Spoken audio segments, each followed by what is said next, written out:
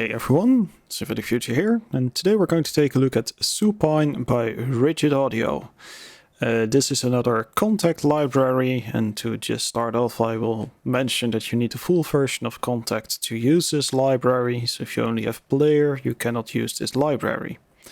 Another small disclaimer I have to make is that I'm not a big loop musician, so my knowledge of loop usage is limited. So I might not be able to explain everything that's going on here to the fullest extent, but I will at least try to convey the option of this product, and I will try to show you some possibilities this offers. Supine by Rigid Audio is sold through their website for 85 euros, but if you buy it through audio plugin deals you can actually get a pretty decent discount. Right now it's for sale for $39.99. And with audio plugin deals, if you spend money on their website, you will build up credit and you can actually drop the price as low as 4 euros if you use that credit. And that's exactly what I paid for this product, which is obviously not a whole lot. So let's see what you get for $4, or if you don't have any credit, $40. Now this instrument contains a lot of loops and content. 315 different kits, so we're not going to go through every single one of them, but I will try to touch on some variations. For starters, let's talk a little bit about the interface to get familiar with the options here. This is your main interface, and Supine uses 4 zones on the keyboard, as you can see down here. Red, green, blue, and yellow, and these correspond to these lanes. A pad lane, 2 synth lanes, and an effects lane in this case. Meaning that if I play something in the red range, which should be here,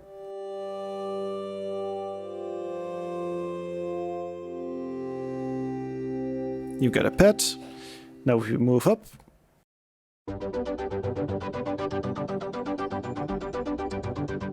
we get this arpeggio. If we move up a little more,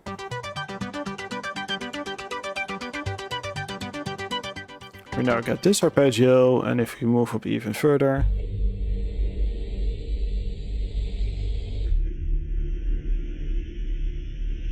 we get this bassy drone sound. So let's get back to the normal place. Now do note this is a loop arpeggio, so if I play multiple keys you will get just a giant mess. So that's not a very smart thing to do. And we'll get into ways to alter this arpeggio in a second. Next to this you get a little channel strip thing. Small oversight is that you can't type in values, which I always find very annoying. So that's your left-right control. This is your pitch control.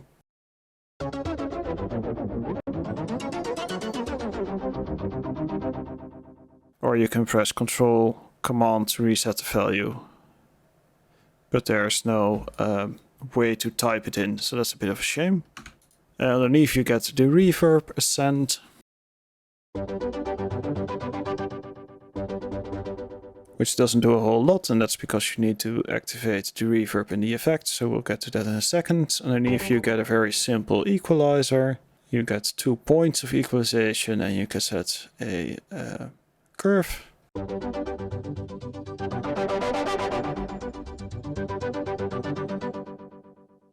And again, this can be reset with Control Alt and then clicking it, and you get 2 of these.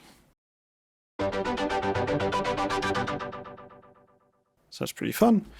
You can solo it, and underneath you have the sample, and you have an effect sense and a sequence ascent, which we'll get into in a second. Now this is where you are going to find some downsides to this library.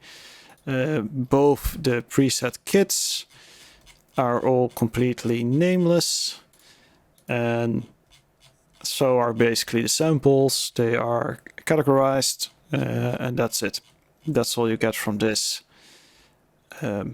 which I guess is okay. Need to disable the effects. which I guess is okay to indicate which kind of sound it is, but it would have been nice to have a little bit more control here. And another downside is that there is no folders, so if you want to get to a specific category, you have to scroll a heck of a lot, or you have to kind of click in this little bar to move through the categories a little bit faster. Arpeggios, pads, phrases, bells, plugs, all the sort of basic stuff is in here. Drones, whistles, brass. And basically these kits move along the samples in order. So this is all the first samples, all the second samples, all the third samples from a genre. And that's how you move through these kits. Again, there's no naming or anything. So yeah, not exceedingly helpful, to be really honest. You get effects sent for every track. There's a effects tab. And there's a sequencer for every track. So these buttons are track based. So let's take a little look at the edit. This is basically your amplifier filter. Again, for every track is an individual selection here. Compressor, you have the mod wheel section and the speed control.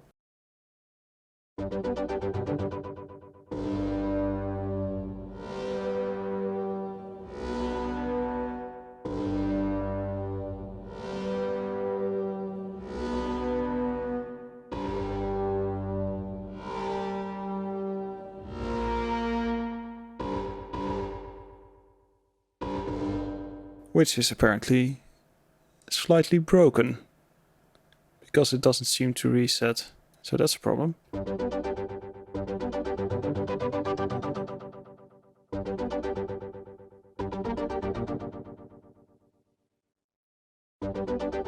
Unsure what's going on there. Yeah, it doesn't seem to be able to reset. But you get some basic controls for the attack. Again, need to be in the right lane.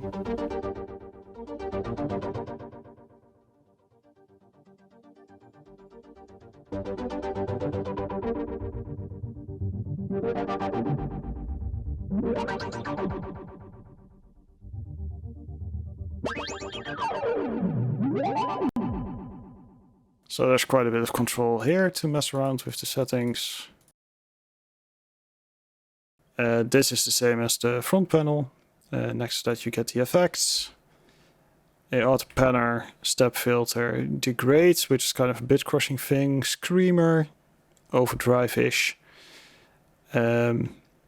flanger, reverb, and delay. Now the reverb is a little bit finicky because you have this knob here, you have a knob here, you have the impulse here, but none of this will work until you press this little button. So if I put it to 100% space, nothing happens. If I push this little button, nothing happens because there is no impulse, so you need to click an impulse.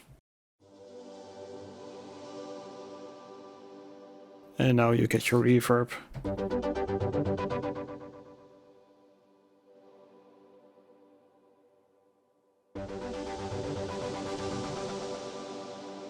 With pre-delay, there's a pretty big selection of different impulses.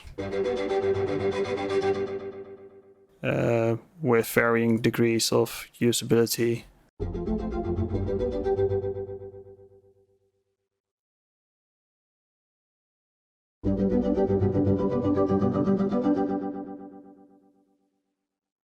Quite functional, I would say. Nothing really insane here, to be honest. Let's do a little bit of auto pan.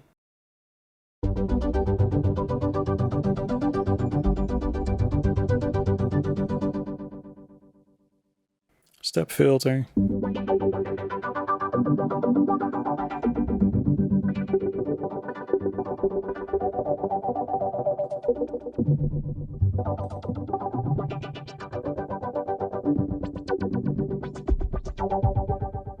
This is the create option.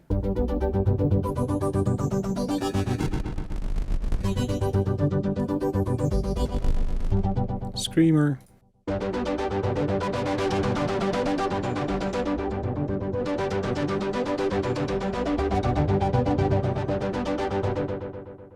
Space and the delay.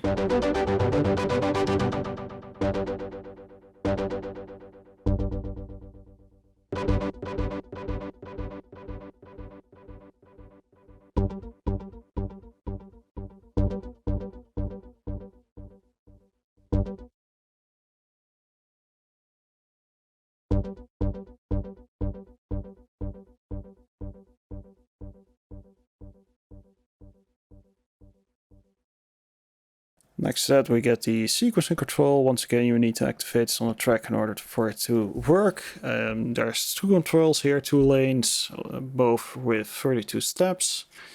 You can't just select one of the sequencer, they will always be activated both at the same time. So in this case we have sample offset, which slices the sample into 32 parts, which will be played in the order of this curve. And underneath we have a offset which selects a different loops. For that you have to keep your eye on this. For now I will level this out and we'll just listen to the sample offset. So let's listen to it without and with the sample offset.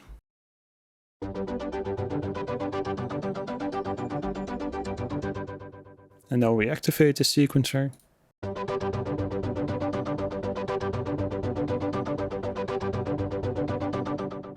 And you can change the length of the sequences, which will once again control both at the same time, and the speed of the sequencer. So let's make this a little bit longer. So there is a shift for precise control, which lets you change the value by one at a time.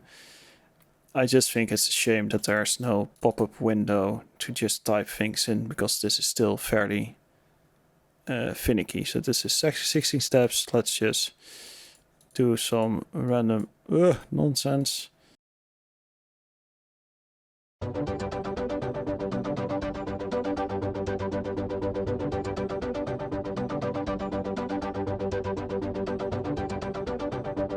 So it quite drastically changes the sequence,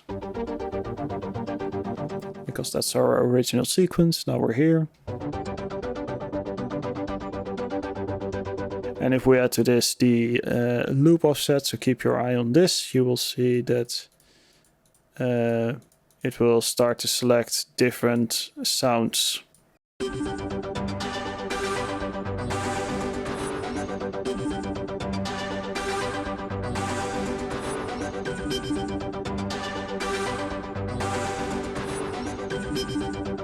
And this creates pretty interesting little sequences. Now if you activate the gate mode, when the top sequence is 0, it will skip the note there.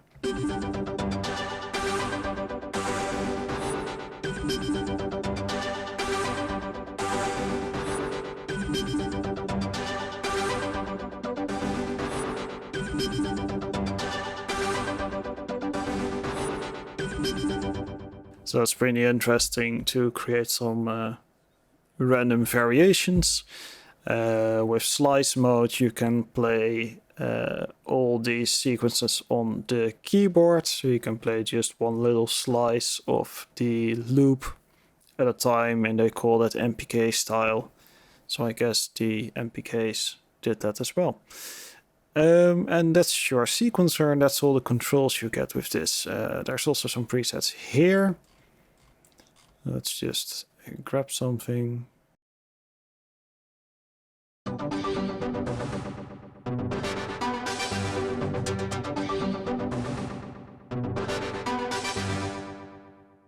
And I think this is the main interest of this specific kit, is these really wacky random sounds you can generate with these random sequences. That's a pretty cool concept. And this will jump from the main sound you selected. So if instead of the arpeggio, we'll select a phrase, now it will dance around that phrase.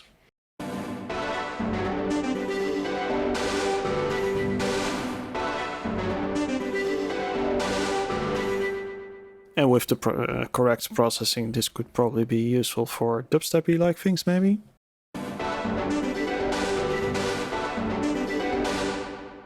Weird little breaks, perhaps.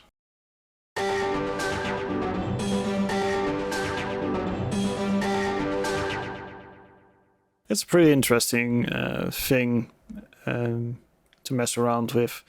So the shortcomings for me with a system like this is, of course, it's really phrase based. There are some bells. Those are single hits, and some plugs, which are single hit. But a lot of this stuff is really loops.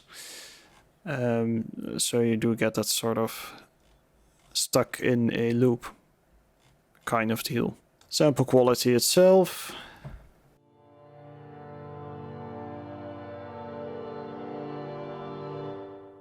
Good enough to play at half speed without an issue.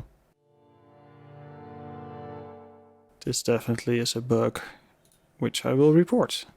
Yeah, for me, the fact that it's mostly loops kind of takes away from it, and also none of the presets having a name is very daunting, because it would have been nice to just have, for instance,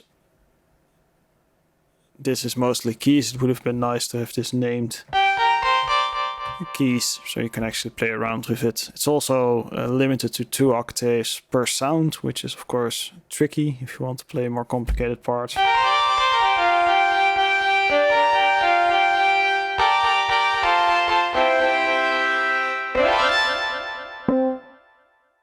And that's where you run out of.